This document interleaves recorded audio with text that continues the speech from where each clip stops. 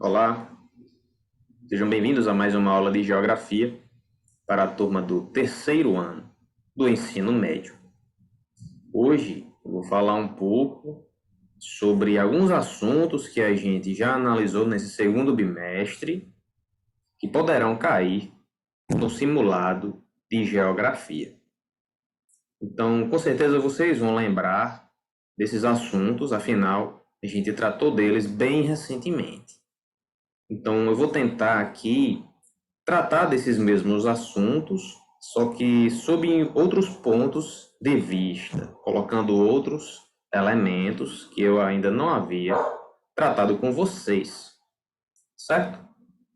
Então, para nos ajudar nesse sentido, eu vou apresentar aqui a tela, porque eu preparei alguns recursos visuais, algumas imagens que vão nos ajudar a entender bem o assunto.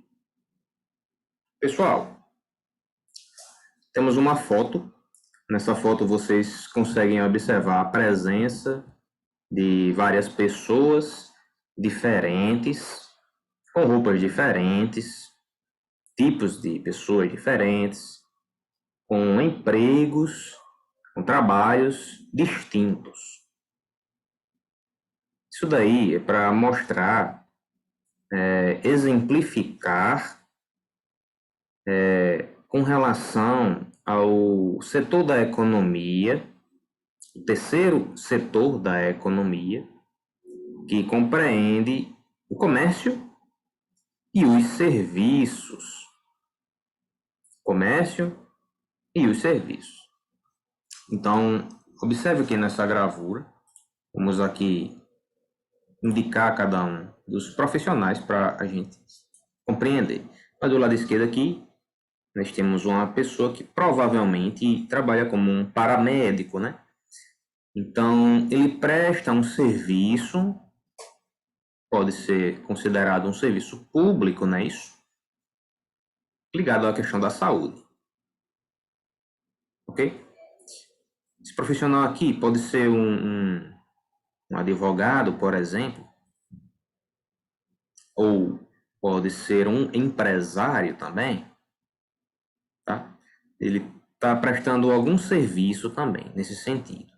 Pode ser um vendedor também, pode estar trabalhando no comércio, pode estar prestando algum serviço público também, como um advogado, por exemplo, que trabalha para uma prefeitura, né? Temos aí um exemplo de pessoa que também trabalha no terceiro setor da economia. Aqui atrás, um rapaz com um capacete, talvez ele trabalhe transportando pessoas de alguma maneira, como por exemplo, trabalho como mototáxi, ou o capacete pode indicar que ele seja praticante de algum esporte competitivo, por exemplo, pode ser piloto, e com isso ele trabalha dentro do setor de comércio, né? Afinal de contas, ele vai ser remunerado por causa disso, vai usufruir da riqueza gerada graças a um comércio. Por exemplo, pilotos de Fórmula 1, pilotos de Stock Car, pilotos de Fórmula Truck, usam capacete, usam uniformes e ganham dinheiro com isso, ganham salários com isso, ajudam a alimentar grandes empresas, né, com dinheiro, né, participam de eventos que movimentam bastante dinheiro. Então, de certa forma, podemos considerar um comércio, e o comércio faz parte do terceiro setor da economia. Aqui nós temos uma moça com uma pasta na mão, pode ser uma médica, pode ser também uma farmacêutica, enfim.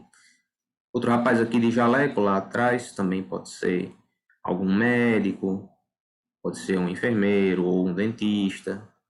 Aqui na frente também outro médico com um estetoscópio aqui na frente. Uma assistente aqui do lado dele. Aqui um rapaz que trabalha no setor de obras, pode ser um engenheiro civil, policial com o CAP, uma moça que trabalha na área de telecomunicação, uma operadora de telemarketing. Aqui atrás um homem de paletó.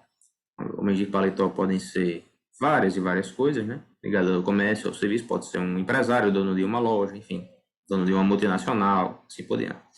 E outro rapaz que trabalha aqui com um capacete, né, e uma roupa laranja, provavelmente presta algum serviço também para o setor público, né? Pode ser um serviço de limpeza de edifícios, né? Como aqueles que trabalham do lado de fora, ou na área de construção também, levantando edifícios e assim por diante. Todos esses aqui são exemplos de pessoas que trabalham no terceiro setor da economia, um setor muito importante. No cenário brasileiro, esse terceiro setor da economia é o que vai gerar mais riqueza, vai colaborar, contribuir mais do que os outros dois setores para o PIB. Lembrando que os outros dois setores são a questão da agricultura, né, e a pecuária, né, o agronegócio e a indústria. Esses dois não geram tanta riqueza para o PIB como o terceiro setor produz. O terceiro setor ele vai movimentar mais riqueza, vai gerar mais empregos para as pessoas do que esses outros dois. Observa a diversidade aqui de trabalhos diferentes, de funções diferentes, a tecnologia que funciona na agroindústria, na indústria, na pecuária, na agricultura, que são os outros dois setores, a tecnologia que funciona nesses outros dois setores é produzida nesse setor aqui, tá bom? As fábricas privadas pertencem ao terceiro setor da economia, fazem parte de um comércio, né? As tecnologias produzidas, que vão ser usadas na indústria, que vão ser usadas na agricultura, tiveram que passar pelo comércio, tiveram que ser compradas para poder funcionar nos outros setores da economia. Por exemplo, a indústria, para que ela funcione, precisa de peças, precisa de máquinas. Essas máquinas são provenientes do comércio. Tem que ser compradas, então vem desse terceiro setor da economia. E na questão do agronegócio, na agricultura também, do mesmo jeito. As tecnologias usadas, tratores, aviões para pulverização, enfim, também vêm daqui do comércio. São provenientes daqui do comércio. Então, comércio e serviços contribuem largamente para o PIB nacional brasileiro. E também de outros países, né? Costuma ser um dos mais importantes aí dentro do país para a geração de riquezas, para a sua população, né? Inclusive. Outra imagem aqui, que vai nos ajudar a continuar entendendo com relação ao terceiro setor da economia, pessoal. Quem é que trabalha predominantemente nesse terceiro setor da economia? A mão de obra que trabalha predominantemente no terceiro setor da economia é composta de que tipo de pessoas, né? Quem são as pessoas que trabalham nesse terceiro setor da economia? Então, a mão de obra, predominantemente, vai ser de dois tipos. Essa imagem mostra um desses dois tipos. Essa daqui é a imagem representando a mão de obra familiar. Mão de obra familiar. Então, pode observar aqui a presença de algumas pessoas, como, por exemplo, o pai, a mãe. Temos aqui a criancinha, né, ali atrás, indicando que futuramente ela pode fazer parte também da atividade econômica. Temos aqui a filha, né, aqui a mãe, a filha. Temos aqui o pai, que está segurando aqui a pá, e a criança. Para que eles estão aqui junto com essas frutas, com essas verduras aqui? Indicando que eles fizeram o quê? Uma plantação, né? Ah, Marcos, mas a agricultura não faz parte do segundo setor da questão da economia? Pessoal, eles estão com isso aqui com o objetivo de vender, tá? Não é só para eles, não. Então, é uma atividade voltada para o comércio. Para o comércio. Então, colocamos aqui como sendo um exemplo da questão do terceiro setor da economia. Tá bom? Então, isso daqui eles vão provavelmente colocar à disposição para ser vendido e vão usufruir dessa riqueza. Para vocês observarem que a mão de obra ela pode ser familiar também. Certo? Outra imagem aqui. Essa daqui ela é semelhante àquela primeira que a gente colocou logo no começo. Mas é para exemplificar o quê? A segunda possibilidade de mão de obra, que é a mão de obra contratada. Então, além de você ter pessoas da sua família trabalhando, você pode contratar pessoas para trabalhar também. Na minha cidade, inclusive, eu já pude observar as duas situações. Eu trabalhei em uma loja de tintas, onde o dono da loja era o pai, a mulher dele trabalhava como operadora de caixa, a cunhada dele, irmã da esposa, né, trabalhava como vendedora, então era uma mão de obra familiar. Mas haviam outros funcionários, eu era um deles, era vendedor, então eu já não era da mão de obra familiar, já era da contratada, certo? Então nós temos vários exemplos de pessoas aqui que podem ser contratadas, fazer mão de obra contratada, né? Uma pessoa que lida aqui com a faxina, né? Uma faxineira, cozinheiro. Temos aqui uma médica ou enfermeira. Temos aqui uma mulher também, provavelmente que lida com a questão da mão de obra de construção. Temos aqui ela com a fita métrica, né? Aqui outro rapaz com uma furadeira na mão. A outra mulher aqui como empregada doméstica, por exemplo, ou trabalhando na questão da limpeza também. Então é uma outra imagem que mostra que a mão de obra ela pode ser contratada também. Não só mão de obra familiar, mas mão de obra contratada também. Deu para entender? Então, se deu para entender, vamos para a próxima imagem. Resumindo, familiar e contratada. Gente, aí a gente pode se perguntar o seguinte: no Brasil, no nosso país, onde é que vai se concentrar predominantemente as atividades do setor terciário? Todo o Brasil possui atividades do setor terciário. Afinal, como a gente já falou, é o que mais contribui para o PIB, então todos os estados vão ser contemplados com esse tipo de atividade. Comércio e serviços. Aliás, a educação, né? Nós trabalhamos como professores, né? Todo mundo que é professor presta um serviço na educação. Então, somos parte também desse terceiro setor da economia. Mas se for professor da escola particular, também conta? Com certeza. A escola particular não faz parte do comércio, né? Não tem as mensalidades e tudo mais. Não é privado? Então também conta, como parte dos serviços ou do comércio. E se o professor for concursado, é um serviço público, né? Trabalhador funcionário público, então é parte do terceiro setor também. Nós sabemos que o Brasil ele é um país imenso, né? Territorialmente falando, mas a população do Brasil ela não é distribuída de maneira igual em todos os estados ou regiões.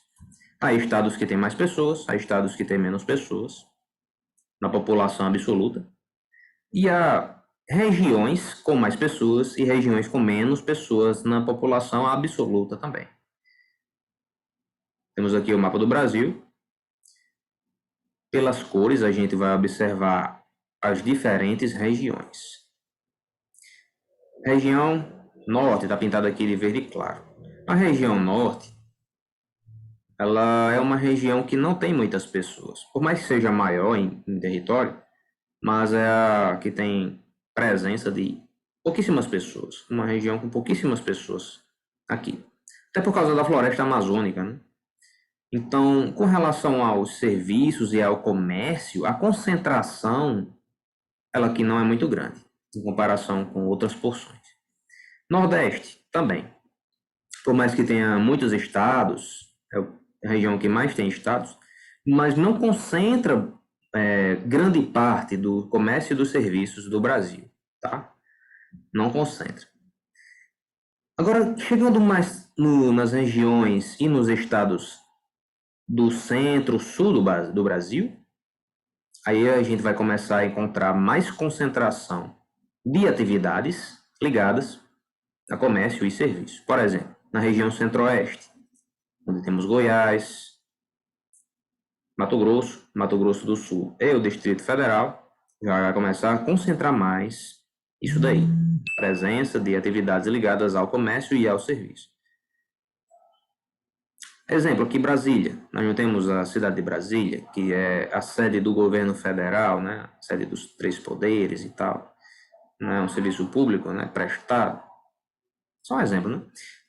Fora as outras duas regiões, que se destacam ainda mais com relação à concentração de comércio e serviço. A Sudeste, que é a que ganha mesmo, né? Onde temos São Paulo, Rio de Janeiro, Minas e Espírito Santo, ali contribuindo um pouco menos, né? Mas essa região aqui é a que mais colabora com concentração de comércio e serviços. Dificilmente você não consegue resolver alguma coisa aqui em São Paulo. Por exemplo, se você está procurando emprego, não está achando de jeito nenhum aqui. Aí você vai para Natal, não acha nem Natal. Onde é que você pensa em ir depois? Rio de Janeiro, São Paulo. Se você não achar aqui, tá difícil. Porque concentra bastante opções no comércio e nos serviços. E no sul do Brasil, nós temos também a presença de também grande parte do comércio e do serviço do país. Algumas cidades muito importantes, como Curitiba, Florianópolis e Porto Alegre, contribuindo nesse sentido também. Então lembre-se disso, tá, pessoal? Com relação ao comércio e serviços, as regiões que mais colaboram são o Sudeste e o Sul do Brasil. Tá bom? Aí um pouco menos, né, do que essas duas temos o Centro-Oeste. Aí o Norte contribui menos do que todos e temos o Nordeste também, que não contribui tanto quanto essas outras duas, Sudeste e Sul, certo? Lembre-se disso. Saindo desse assunto da economia, né, dos setores da economia, setor terciário, principalmente, entrando no assunto, né, que a gente recentemente falou, até na aula presencial da semana passada eu tratei, sobre os tipos diferentes, né, de combustíveis fósseis que são explorados, né, petróleo, carvão, mineral e o gás natural. A gente começou falando principalmente sobre o petróleo. O petróleo, pessoal, lembre-se, ele pode ser usado para várias finalidades. Por exemplo, fabricação de plástico. Plástico é derivado do petróleo. Existem inúmeros objetos, utensílios domésticos, que são feitos de plástico. Capinha de celular, vasilhas, ventiladores, mesas, cadeiras. Tudo que você imaginar pode ser feito de plástico hoje em dia, né? Outro subproduto do petróleo, o asfalto. A gente falou sobre isso também na última aula. Os combustíveis que são usados nos veículos, a gasolina, o diesel. O próprio gás é um subproduto que tem origem do petróleo. Que o petróleo, ele, na verdade, é o resultado, né, da decomposição de florestas antigas, animais que foram soterrados. E na liberação desses decompositores é solto o gás, né, o gás natural, que é usado, extraído e usado como finalidade de combustível de veículos e também para aquecimento de casas onde há frio, né? Como nos países europeus ou da América do Norte, norte da Ásia também. Onde faz frio, há um sistema de distribuição de gás para que haja queima, né, nas lareiras e desse jeito eles conseguem queimar o gás para gerar calor. Nós que não precisamos, não usamos só no gás de cozinha para cozinhar, né? Vamos ver aqui as fases de exploração do petróleo, né? As fases econômicas. Aqui está digitado errado, ó. Fase essa econômica digitada errado aqui no slide, né? Ignore isso. Perdoe aqui o rapaz que digitou, seja lá quem for. Vou dar uma ofuscada aqui, deixa eu ver se eu consigo tirar do meio. Dá uma ignorada, né? Considere isso aqui um equívoco. Fases econômicas da extração do petróleo. Quais são? Primeira fase, lembra? Primeira fase nada mais é do que a extração. Então a extração ela funciona mais ou menos assim. Vamos ter o local onde o petróleo vai estar armazenado lá no subsolo, e aí ele está presente aqui no subsolo, a reserva petrolífera, né? Petróleo aqui embaixo. Vamos ter camadas e mais camadas aqui em cima, né?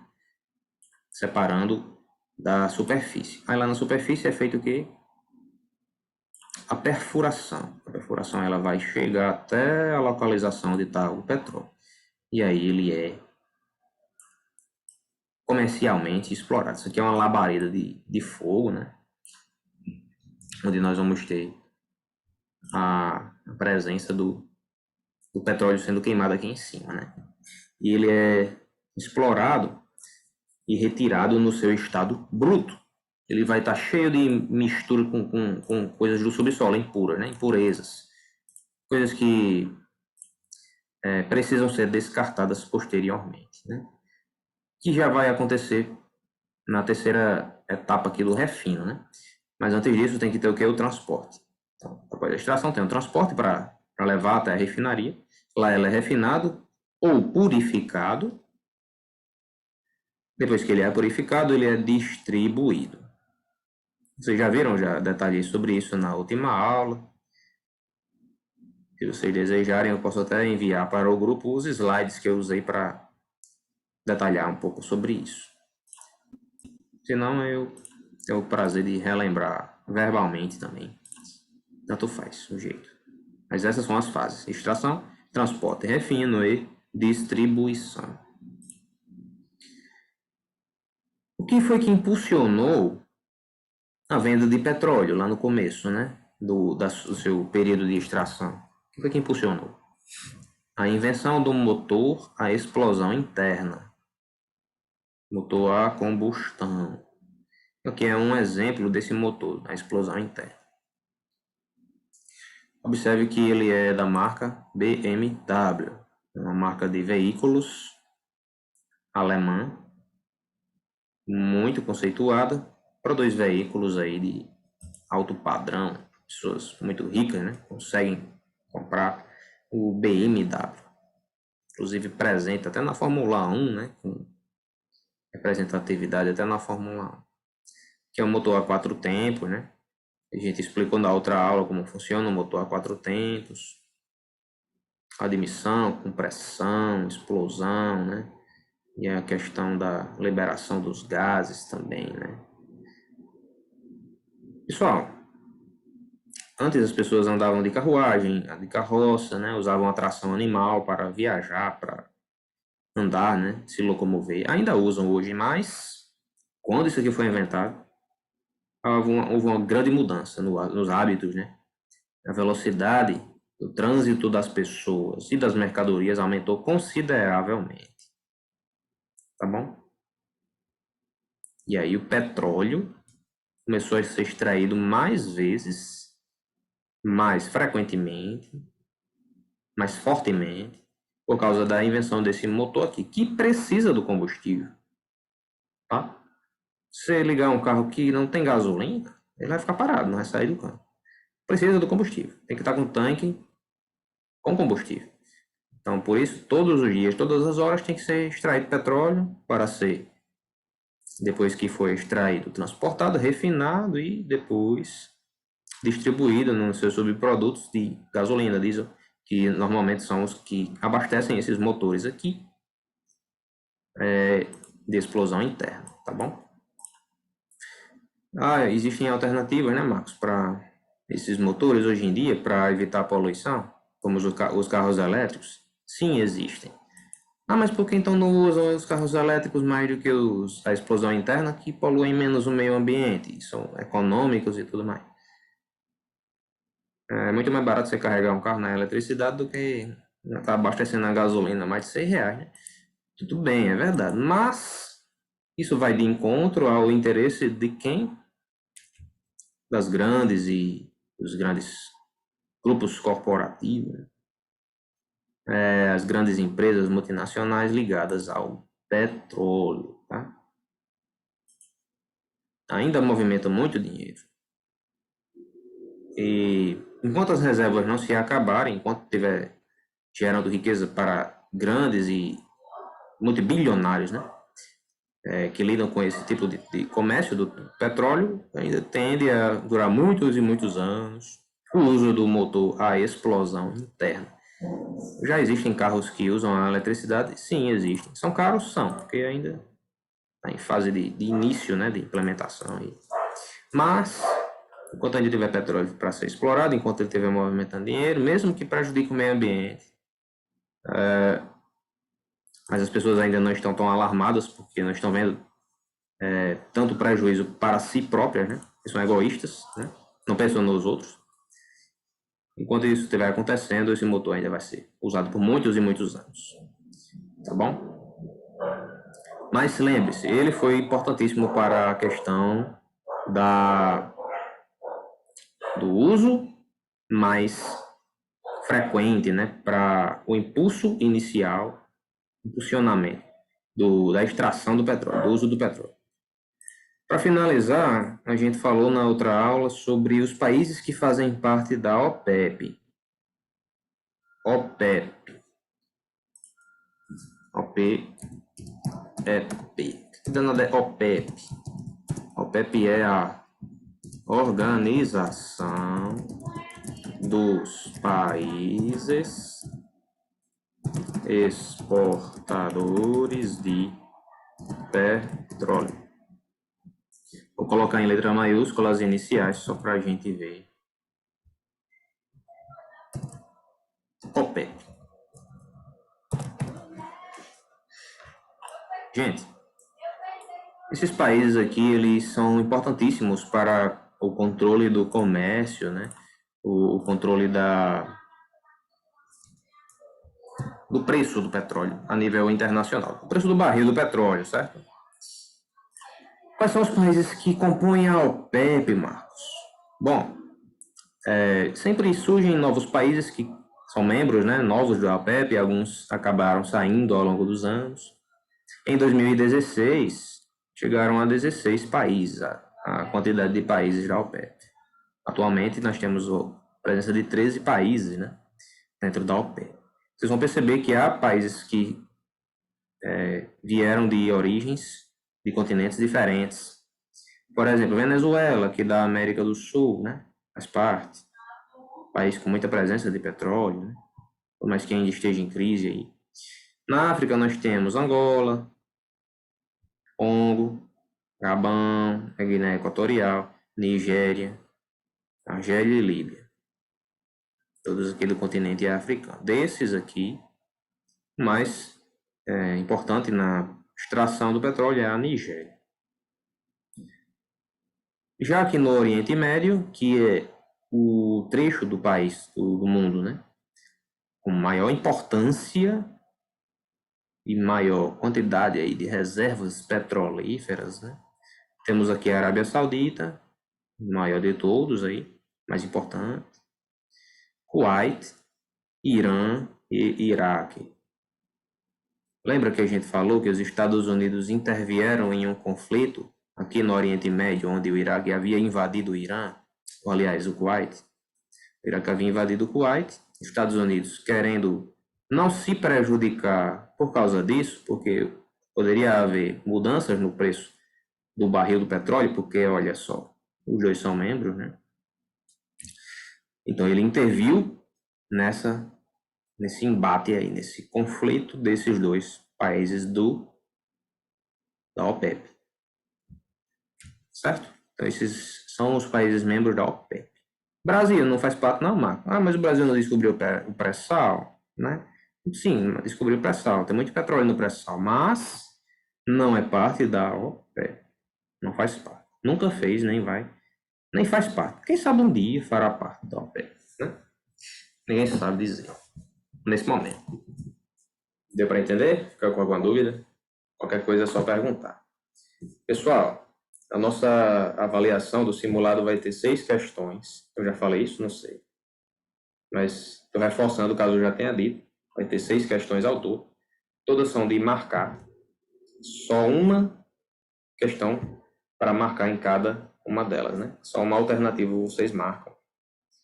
E aí vocês, dando tudo certo, vão tirar 100% de aproveitamento em geografia, certo? Muito bem. A gente se vê na próxima aula. Tchau.